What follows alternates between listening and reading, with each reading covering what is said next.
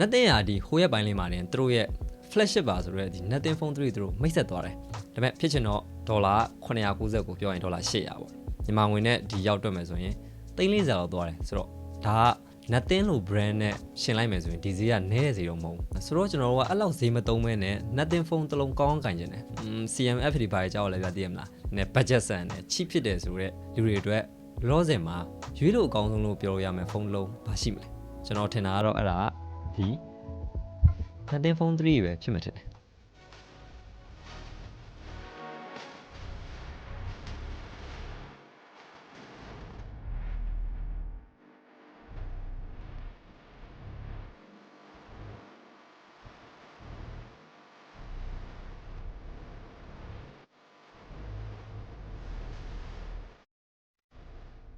်တကယ်တမ်းတော့ကျွန်တော်ဒီ nothing phone 3ဘယ်လိုတိတ်ပြီးတော့စိတ်ဝင်စားတဲ့ကောင်မဟုတ်ဘူးစထွက်ချင်တော့ဆိုရင်ဗျာဒီကင်မရာဘန့်အကြီးကြီးမြင်ပြီးတော့ nothing ကဘာထားဖမ်းတာလဲဒီ design signature ကိုဘယ်လိုကြီးလုပ်ပြတာလဲဆိုပြီးတော့တွေးဘူးတယ်ဒါပေမဲ့တကယ်ကျွန်တော်လက်ထဲကိုရောက်ပြီးတော့သုံးကြည့်တဲ့ခါမှာကျတော့ဟာမစိုးဘူးသိရမလားသူ့ရဲ့ဈေး22သိန်းဆိုတဲ့ဈေးမှာဟုတ်တယ်ဟာဆိုပြီးတော့တွေးမိစေတဲ့ဖုန်းလို့ပြောမှာပဲဘာလို့အဲ့လိုတွေးမိစေရလဲဆိုတာကိုလည်းကျွန်တော်အသေးစိတ်ပြောပြမယ်ဒါနဲ့ဒီ review နေကိုကျွန်တော်တို့ရေုံကြီးနဲ့ထောက်ပံ့ပေးတဲ့ဆိုင်ကတော့ဒီ Zomo Mobile Brand New and Good Second Hand Sale ဆိုတဲ့ဆိုင်လေးပဲဖြစ်ပါတယ်ဆိုင်လေးစာလေးကတော့ဒီတာမွေမြို့နယ်ပညာသလလမ်းမှာရှိတဲ့ဒီအောင်မင်္ဂလာမှတ်တိုင်ဒီကအမှတ်155ဖြစ်ပြီးတော့ဒီဆိုင်မှာဆိုရင်ကျွန်တော်တို့ဒီ nothing နဲ့ပတ်သက်တာအကုန်ရွေးလို့ရတဲ့အပြင်ကိုတခြား phone brand တွေနဲ့ပတ်သက်ပြီးတော့ရွေးချင်တယ်ဆိုရင်လည်းဈေးနှုန်းသက်သာနဲ့ရွေးလို့ရတယ်ဆိုတော့ဒီ review ပြီးလို့စိတ်ဝင်စားရဲဆိုရင်ကျွန်တော် description မှာ link လေးထည့်ထားပေးမယ်တစ်ချက်သွားလေးလာကြည့်ဖို့Okay ဆိုတော့ကျွန်တော်ဒီ design နဲ့ big quality ကနေစလိုက်ရအောင်ပြောရင်ဗျာဒီဖုန်းကိုကျွန်တော်ကတိတ်ပြီးတော့ big quality ကောင်းမယ်လို့မတွေးထားဘူးဘာလို့လဲဆိုတော့ဒီကောင်က plastic frame သုံးထားတာဒါပေမဲ့တကယ်လဲကျွန်တော်လက်ထက်မှာကင်ကြည့်ရောplastic frame ဆိုပေမဲ့ကင်ရတာတည်မလား solid ဖြစ်တယ်ဆိုတဲ့ခံစားချက်တွေတော့ရတယ်ပြောမယ်ဆိုရင်ဗျာသူ့ရဲ့ plastic frame ကကျွန်တော်ပဲစိတ်ထင်လို့လားဘာလားတော့မသိဘူးပေါ့နော်ဒီ nothing phone 2A တို့ဒီ CMF တို့မှာသုံးထားတဲ့ plastic frame တဲ့ဆိုင်တော့တော်တော်လေး quality ပိုကောင်းတယ်လို့ခံစားရတယ်ဒါကျွန်တော်ထင်တာလည်းဖြစ်မှာပေါ့နော်ပြီးတော့ဒီနောက်ဘက်မှာတုံးထားတဲ့ဘက်ကပါလည်းအရင်ဖုန်းတွေလိုမျိုးဒီ plastic bag မဟုတ်တော့ဘဲနဲ့ glass bag ဖြစ်သွားတယ်ပြောလို့တော့မဟုတ်ဘူးဒီကောင်းရဲ့ glass bag လေးကတော်တော်လေးတော့အပွန်းစင်းတန်ခံနိုင်တယ်လို့ပြောရမှာပဲဘာလို့လဲဆိုတော့ကျွန်တော်ဒီဖုန်းကိုစရောက်ခရဲကနေအိတ်ထောင်နဲ့ထည့်ပြီးတော့နေရာတကာရှောက်ယူသွားတယ်တွေ့ရနေရာအကုန်ထည့်တယ်ဒါပေမဲ့အဲ့လိုထည့်တာအောင်မှပဲအခုဒီကောင်းရဲ့ bag glass မှာပုံရပါညာအခုဒီကိုလုံးဝမတွေ့ရသေးဘူးဆိုတော့အကျန်းတော့ခံလို့ပြောရမယ်ပြုတ်ကြတာပါညာတော့ကွဲမှာပေါ့ဒါပေမဲ့အပွန်းစင်းတန်တော့တော်တော်လေးခံနိုင်တယ်ပြီးတော့ဒီကောင်က IP64 ပါတဲ့ခါကျတော့ပုံမှန်မိုးရွာတဲ့အချိန်မှာဖုန်းလေးထုတ်ပြောတာမျိုးရေလေးပါလေးစင်တာလောက်ကိုတော့ခံနိုင်ရရှိမှာဆိုပေမဲ့လို့ဒီ IP67 တို့68တို့လိုမျိုးရေထဲစိန်တာလောက်တော့ခံနိုင်ရရှိမှာမဟုတ်ဘူးအလေးချိန်နေနဲ့ဒီကောင်က111 gram အထူနေနဲ့ 8.4 mm ဆိုတော့ပေါ့ပါဖုန်းတုံးလုံးတော့မဟုတ်ဘူးဒါပေမဲ့ဒီအနောက်ဘက်ကကွေထားတဲ့နေရာလေးတွေဒီ glass နဲ့ frame နဲ့ချိုးထားတဲ့နေရာလေးက smooth ဖြစ်လေးလှုပ်ထားပြီးတဲ့အခါကျတော့ကန်ရတော့မစိုးပါဘူးတက်တာတော့ဖြစ်လာပဲပြီးတော့တစ်ချက်ကျွန်တော်သတိထားမိရတယ်ပြောပြမယ်ဒီအနောက်ဘက်ကဒီကင်မရာ ring ရလေတော်တော်ကြီးရယ်ထူလဲတော်ထူတယ်ဗျာဒါပေမဲ့ဒီလိုလက်ညိုလေးနဲ့ဒီကောင်ကိုဒီလိုတင်ပြီးသုံးမယ်ဆိုရင်ပြောတတ်ဘူးလက်ထဲမှာဒီဖုန်းရဲ့ weight က distribute ပိုဖြစ်လို့ခံစားရတယ်ပြောချင်တာဗျာပို့ပြီးတော့ပေါ့တော့ပေါ့ပြီးတော့ဒီအပေါ်ဘက်တွေကိုကျွန်တော်လက်နဲ့သွားပြီးတော့သုံးရတဲ့အချိန်မှာလဲပို့ပြီးတော့အဆင်ပြေတယ်အဲ့ဒါလေးကတော့မိုက်တယ်ပြီးတော့ဒီနောက်ဘက်ကဒီ transparent design လေးကလည်း nothing ရဲ့ icon တစ်ခုအနေနဲ့ရှိနေအောင်ပဲဒီမှာ fan fact လေးတစ်ခုပြောပြမယ်ပေါ့နော်ကျွန်တော်ဒီအနောက်ဘက်မှာအဝိုင်းသေးလေးပုံစံလေးပါတယ်အဲ့ဒါကကျွန်တော်ထင်တာပေါ့နော်ဒီ nothing phone 3မှာပါတဲ့ဒီ clip button ကိုသူတို့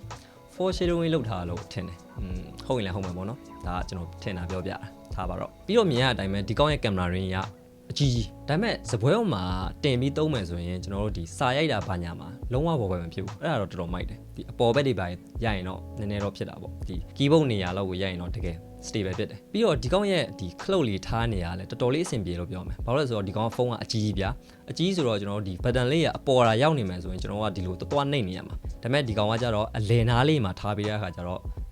့ဘယ်လိုရောက်လဲနှိပ်ရတာတော်တော်လေးအဆင်ပြေတယ်အပေါ်ထိတက်ပြီးတော့နှိပ်နေကြမလို့အဲ့ဒါလေးကတော့တဘောကြတယ်ပြီးတော့ဒီကောင်မှာ cloud တစ်ခုအပေါ်ပါတယ်အဲ့ဒါဒီ power button ရဲ့အောက်ဘက်မှာပါပါပေါ့နော်ဒီကောင်လေးကဘာလဲဆိုရင် essential button လို့ခေါ်တယ်ဒီကောင်လေးကိုနှိပ်လိုက်မယ်ဆိုရင်ကျွန်တော်ဒီ essential speed တွေကိုရောက်တော့မယ်အဲ့ထက်မှာဆိုရင်ကျွန်တော်ဒီ voice memo မှတ်တာတို့နောက် note မှတ်တာတို့လုပ်လို့ရတယ်အဲ့ဒါဘယ်လိုလူတွေသွားကောင်းလဲဆိုရင်ဒီ script writer တွေ content writer တွေတက်ကတော့အဆင်ပြေလို့ပြောရမယ်ဒါပေမဲ့တခုရှိတာမြန်မာဘာသာကိုသူတို့ support မလုပ်ဘူးဆိုတော့ e-scale ကတော့ကောင်းမှရမယ်ပြီးတော့တချို့ကဒီ cloud ကိုကျွန်တော်ဒီ power cloud နဲ့မှားပြီးတော့နှိပ်တတ်တယ်ဆိုပြီးတော့ပြောကြတယ်ဒါပေမဲ့ဖုန်းအကြီးကြီးကိုဒီလိုကြီးဘယ်သူမှသွားမနေဘူးဗျာဒီလိုပဲ power cloud သွားနှိပ်တာဆိုတော့ အဲ့ခလုတ်ကတော့တိတ်ပြီးတော့မှားနိုင်စရာအကြောင်းမရှိဘူးကျွန်တော်ကတော့မနှိမ့်မိဘူးအဲ့ဒါတကယ်ပြောတာအယောင်နေနဲ့ကြတော့ဒီကောင်က2ယောင်လာတယ်အခုကျွန်တော်ကင်ထားတဲ့ဒီ gray ဆိုတဲ့ခဲရောင်ရဲ့နောက် black ဆိုတဲ့အယောင်တစ်ယောင်ရှိသေးတယ်ဒါပေမဲ့ကျွန်တော်ပြောတာယုံလိုက်ဒီရောင်ကမှတကယ် nothing ရဲ့ signature အယောင်ရတာဘာလို့ဆိုတော့ဗျာပုံမှန် nothing phone တွေမှာတော့အဲ့ဒါတိတာခြင်းမှာတိတာမယ်ဒီကောက်မှာကျတော့တိတာတယ်ဘာလို့ဆိုတော့ဒီနောက်ပိုင်းဒီနောက်ဘက်ကတရုတ်ဖုန်းတွေမှာလည်းဒီ camera ring တွေကြီးကြီးဗျာဆိုတော့အမဲရောင်မှာဆိုရင်အဲ့ဒါကြီးကအဝေးကကြည့်လို့ရှိရင်တခြားတရုတ်ဖုန်းတစ်လုံးလုံးနဲ့သွားတူတယ်ဒါပေမဲ့ဒီကောင်ကကျတော့ဘယ်နေရာကြည့်ဖုန်း 3A မှန်တန်းဝင်တည်တယ်ဒီရောင်လေးတော့ရေးပေါ့နော်โอเคဆိုတော့ display ဘိုင်းကဘယ်လိုနေမလဲပြောရမှာတည့်တဲ့အတိုင်းပဲဒီဖုန်းကတော်တော်လေးကြီးတယ်ဆိုတော့သူ့မှာတုံးထား display ကလည်းခက်သေးတော့မဟုတ်ဘူး6.9 လက်မရှိတဲ့ AMOLED panel ကိုတုံးထားတာ120 ရမယ် flexible AMOLED ဖြစ်တဲ့ခါကျတော့ဒီဘေးပေါင်လေးပေါ့နော်တော်တော်လေးညီတယ်ချင်းနဲ့အပေါ်ချင်းအောက်ချင်းကလည်းတော်တော်ညီတယ် LTPO display တော့မဟုတ်ဘူးဆိုတော့ဗျာ1 to 120ကိုသူတို့ adjust လုပ်ပေးလို့မရဘူးသူက60 to 120ကိုပဲသူ adjust လုပ်ပေးလို့ရတယ် brightness ကလည်းတော်တော်လေးလုံလောက်လင်းတယ်နေအောင်အောက်ဒီမှာတုံးတာလုံးဝအခက်အခဲမရှိဘူးတော်တော်လေးရှင်းလင်းမြင်ရတယ်သူတို့ပြောပုံရဆိုရင်တော့ဒီ peak brightness က3000 nits ရမယ်အဲ့ဒါကလည်းဒီ HDR video ကြီးကြည့်တဲ့အချိန်မှာ screen ရဲ့တနေရာလေးပြောမယ်ဆိုရင်ဒီနေရောင်ထွက်လာတဲ့အချိန်တို့နောက်ကာမီထိုးတဲ့အချိန်တို့တော့မှာပဲတွေ့ရတဲ့အလင်းဆိုတော့အဲ့ဒါတော့ခေါင်းနဲ့သိမ့်မထင်နဲ့ကျွန်တော်နေရောင်အောက်မှာမြင်ရရင်ပြီးပြီ color production မှာတော့ဒီ natural ကျွန်းနေမဲ့သွားတယ်ပြောရမယ် AMOLED display ဆိုမယ်ဗျာဟိုတခြားဖုန်းတွေလိုမျိုးလုံးဝဆိုရွှဲနေတဲ့ color profile မျိုးဒီကောက်မှာမတွေ့ရဘူးအနည်းဆက်ဆုံး iPhone တွေရဲ့ color production နဲ့ခက်စင်တူတယ်နည်းနည်းလေးပိုတောက်ချင်တယ်ဆိုရင်တော့ဒီသူတို့ရဲ့ display setting တွေကဒီ align mode မှာသွားထားလိုက်ရင်တော့နည်းနည်းလေးတော့ color လေးပေါ့ဖို့ဖြစ်လာတယ်။ပြီးတော့ကျွန်တော်တို့ဒီပုံမှန်ဆိုရင်ညဘက်တွေသုံးမယ်ဆိုရင်ကျွန်တော်တို့ဖုန်းတစ်လုံးကိုအလင်းဘယ်လောက်ချက်ချဗျာအမောင်ထဲမှာလုံးဝအမောင်ထဲမှာသုံးမယ်ဆိုရင်ကျွန်တော်မျက်လုံးတော်တော်လေးတော့စူးတယ်။ဒီကောက်မှာတော့ဒီ setting ထဲမှာ extra dim ဆိုတဲ့ feature လေးပါတယ်။အဲ့ဒါလေးကိုဖွင့်ထားမယ်ဆိုရင်တော့ပုံမှန်ထက်ကိုသူကပို့ပြီးတော့ screen ကိုအမောင်ချပေးနေတယ်ဆိုတော့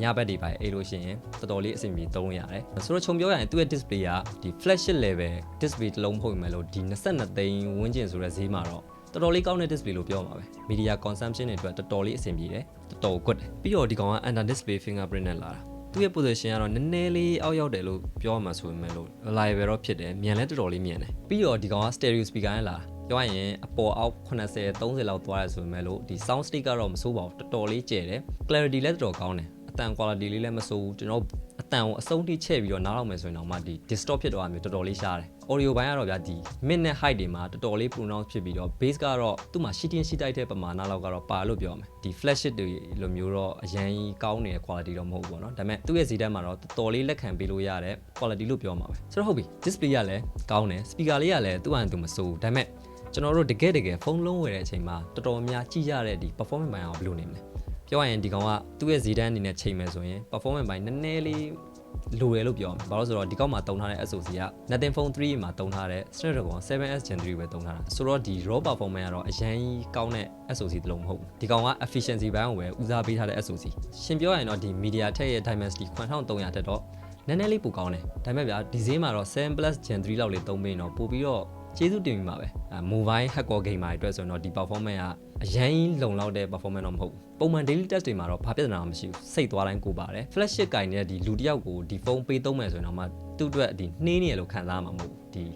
high demanding game တွေမစော့သေးဘူးပေါ့နော်ပြီးတော့ပြောတော့မဟုတ်ဒီ Nothing OS ကကြာလီကောင်းလီဆိုတဲ့ဒီ Android skin ထဲမှာပါတယ် animation ကလည်းတော်တော်လေး smooth ဖြစ်တယ်တည့်တဲ့အတိုင်း widget လေးကလည်းမိုက်တယ်လို့ဒီ UI ကလည်းတော်တော်လေး clean ဖြစ်တယ်လို့ပြောရမယ် benchmark တွေစိတ်ဝင်စားရဆိုရင်တော့ဒီကောင်ကဒီ Geekbench မှာ single core score ကို1100ကျော်နဲ့ multi core score ကို3200လောက်ရတယ် 3D Mark Wildlife Experience Stress Test မှာဒီ stability score ကိုသူက 99.5% လောက်ရဆိုတော့ဗျာ raw performance တော့အရင်မကောင်းဘူးဒါပေမဲ့ game တွေကိုသူစောလို့ရတဲ့ setting မှာတော့ frame rate ငြိမ်နဲ့ AC ကိုစောလို့ရတာလုံးဝပူတက်လာမျိုးလဲတခါမှမကြုံနေတာအဲ့ဒါရှောက်ပြောနေမှာတကယ်ပြောတာဒီ mobile legend လို game တွေဆိုရင် AC ကျုံလို့ရတယ် PUBG ကိုလည်းကျွန်တော်တို့ဒီ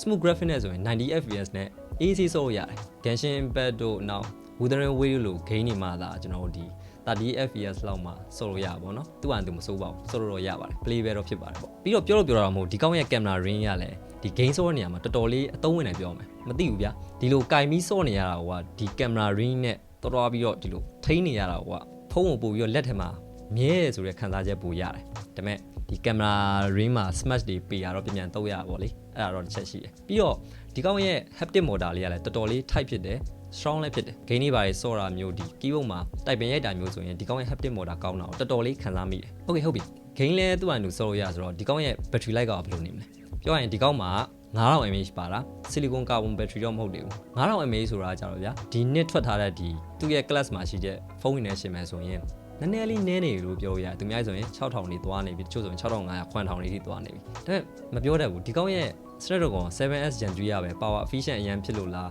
ဒီ Nothing OS ကပဲကောင်းနေရလားဘာလားတော့မသိဘူးဒီကောင်း battery တော်တော်ခံတဲ့ဖုန်းပုံမှန် daily test တွေသုံးမယ်ဆိုရင် AC 2ရက်တော့သုံးလို့ရတယ်မနေ့နိုးတဲ့အချိန် game လေးတစ်ပွဲဆော့ပြီးရင် social လေးပါလေးသုံးထမင်းလေးပါလေးပြန်စား game လေးပါလေးဆော့ social လေးပါလေးသုံးအဲ့လိုသုံးမယ်ဆိုရင်တော့မှဒီည10နိုင်လောက်မှာ 20% လောက်တော့ကျန်နေတယ်ဒါကတော်တော်လေးကောင်းတယ်လို့ပြောရမယ်အားပြန်သွင်းမယ်ဆိုရင်လည်းဒီကောင်က90 watt ထိ support လုပ်တယ်ချာဂျာတော့ဗျာဘူးထဲမှာမပါဘူးဘူးထဲမှာပါဆိုလို့ဒီအာသွင်းကြိုးလေးရယ်နောက် sim ejector 2လေးရယ်ပဲရှိမယ်သူနဲ့ကိုက်တယ်90 watt support လုပ်တယ်ချာဂျာနဲ့သွင်းမယ်ဆိုရင်0 to 100ကိုတနာရီနဲ့10မိနစ်ဝန်းကျင်လောက်နဲ့အားပြန်သွင်းပေးလို့ရတယ်ပြီးတော့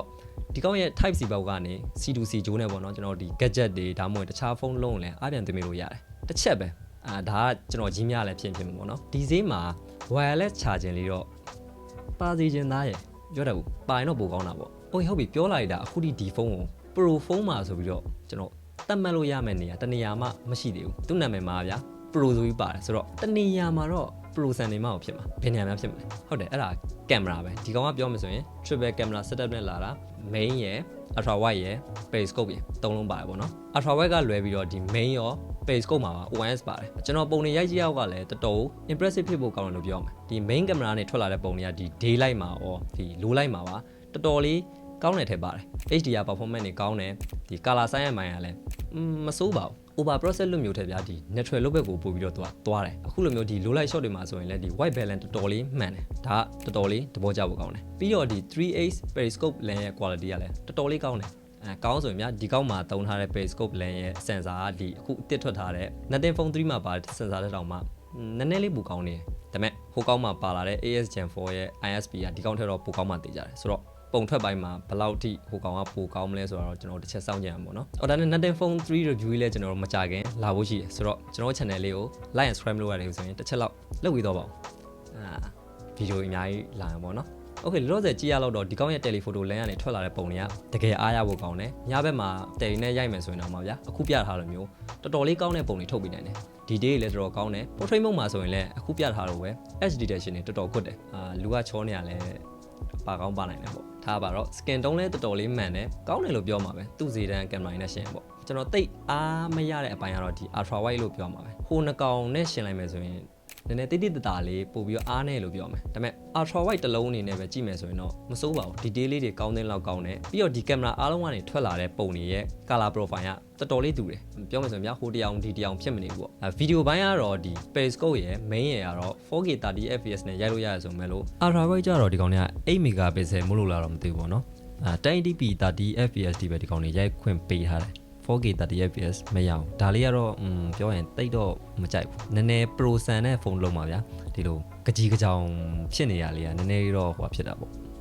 အားမရဘူးเนาะကင်မရာ UI ပိုင်းကတော့ရှင်းရှင်းလင်းရှိတယ်အကုန်လုံးတည်တည်သက်ရှိရဆိုပေမဲ့လို့ဒီရိုက်ရတဲ့ experience ပိုင်းမှာကျွန်တော်မကြိုက်တာတစ်ချက်ရှိတယ်အဲ့ဒါဒီ moving object တွေပြောမှဆိုရင်ဒီ trace and လေးတွေလူပြေးနေရရိုက်တဲ့အချိန်မှာတစ်ခါလေးမရိုက်ပေးဘဲနဲ့ရက်နေရမျိုးတွေရှိတတ်တယ်ဒါကပထမ4-5-6ပုံမှာတော့မသိတာအောင်ဆိုမဲ့ဒီ10ပုံလောက်စက်တက်ရိုက်တဲ့အချိန်မှာတစ်ခါလေးဖြစ်တတ်တယ်အဲ့ဒါတော့ဒီ software update နဲ့တစ်ချက်ပြင်လို့ရကောင်းရနိုင်တယ်အဲ့ဒါလွယ်ပြီးတော့ဒီကောင်းရဲ့ကင်မရာအများကြီးပြစ်တင်စရာဘာမှရလို့မရှိဘူး okay ဆိုတော့ခြုံပြောရင်ဒီဖုန်းကဘယ်လိုယူရဖြစ်မလဲပြောရင်ဗျာဒီ game တွေကိုအားပါရအမြဲစော့နေတဲ့လူတွေ gamer တွေအတွက်ကတော့ဒီဖုန်းက recommend ပေးရတာနည်းနည်းခက်တယ်ဆိုပေမဲ့လို့ဒီဖုန်းကိုဖုန်းလို့သုံးမယ် user experience ကို view ဆိုင်တယ်ကင်မရာကလည်းတော်တော်လေးကောင်းမှဆိုတဲ့လူတွေကြတော့ recommend တော့တော်တော်လေးပေးလို့ကောင်းတယ်လို့ပြောမှာပဲဆိုတော့ bro ထဲမှာရောဒီဖုန်းကိုသုံးနေတဲ့လူတွေရှိလားရှိရဆိုရင်ဒီဖုန်းနဲ့ပတ်သက်ပြီးတော့ bro ထင်တဲ့အမြင်လေးတွေ bro ကြုံရတဲ့အခြေအနေလေးတွေအောက်မှာတစ်ချက်လောက်ဝင်ရေးပေးတော့လို့ရပါတယ် okay နောက်ဗီဒီယိုမှာပြန်တွေ့တာပေါ့